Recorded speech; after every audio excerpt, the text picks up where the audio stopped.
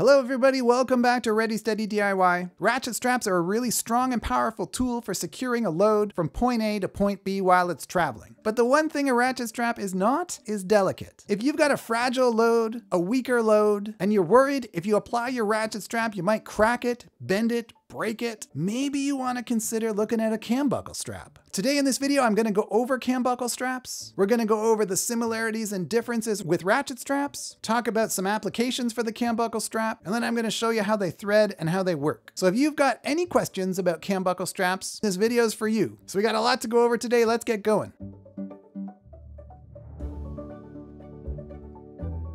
So first of all, if you haven't watched my introduction to ratchet straps video, you probably want to check that one out first. So I'll put a link to it here for you, just in case you haven't seen it. But a lot of people wonder what the difference is between a cam strap and a ratchet strap. They look at the complexity of a ratchet strap and the simplicity of the cam strap, and they say, why would I ever use a ratchet strap? It depends on the ratchet strap, of course, but generally speaking, ratchet straps have stronger working load limits and break strength than cam straps. The hardware on the end is usually designed to take a little bit more weight, whereas the cam strap is designed for a lighter load. Let's say you're moving something in a cardboard box. You don't want to crush the box. Cam strap might be your friend. Let's say you've got an object made of carbon fiber, tripod, canoe. Don't want to crack that thing. Cam strap might be your friend. Because the cam strap is made for smaller or lighter loads, you generally find the webbing is smaller too. So whereas ratchet straps come in 1 inch, 2 inch, 3 inch, 4 inch widths, generally speaking, if you go into a cargo supply place, you'll find that the cam buckle straps tend to sort of live in the 1 to 2 inch webbing world. You'll still find the same kind of fittings on the end of cam buckle straps that you will on ratchet straps, but generally that hardware is going to be smaller and lighter because the strap itself is going to be rated to a lower weight rating.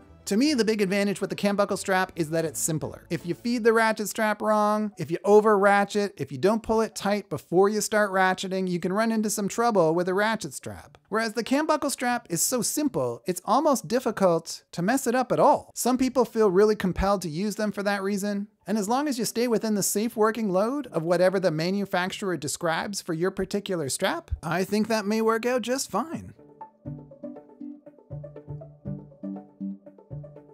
So how do cam buckle straps work? Well, not unlike a ratchet strap. Basically, it's webbing that wraps around your load. You feed it through the buckle holds onto the webbing to keep it from slipping, and that secures your load in place. It's pretty simple to thread. You thread it from the back while pressing the thumb release down and pull the free end of the strap through to the desired tension. Once you release the thumb release, the teeth will grab onto the strap and they won't let it slip back. So the advantage/disadvantage here is that all of the force is being applied with your arm. When you use a ratchet strap, the torque generated by the levering action on the handle of the ratchet strap creates an immense amount of force. Like, you can get those things super tight. Really, really tight. It's a lot harder to do that with a cam buckle strap because you're just using the power that's in your arm. So that might seem like a disadvantage because it's weaker, but it's actually an advantage if you're working with a fragile load. To release the cam buckle strap, when you get to wherever you're going, you want to take your load away, all you do is push on the thumb release. And then you just pull the strapping through the open cam buckle until you can pull your load out. So there you have it, folks, the cam buckle strap. Something to think about if your loads are lighter and smaller and you want to keep them safe, but you also want to keep them secure at the same time. Hope that helped you out. If it did, please feel free to like or subscribe. Liking and subscribing really helps a channel like this, and I'd really appreciate it if you could do that. And otherwise, until next week, take care, stay safe, have fun with your DIY projects, and I'll see you next Saturday.